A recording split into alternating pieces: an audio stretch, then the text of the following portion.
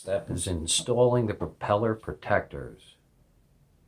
It says install the 4 propeller protectors to the corresponding positions as shown in the illustration below. To remove the propeller protector, unlock them from the motor arms from one side to the other. Alright, the easiest way to do it, if you look like this, you'll see this one part extends. Put it in one hole. Once it's in the one hole, just push it. It'll lock. It's so easy. They really made this, like, oops, knocked one off. They made this really super simple.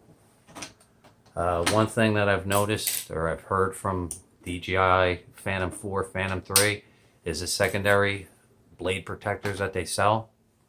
They're like complaining because if there's a wind gust, these things blow up too much and they hit the blades and the thing crashes. So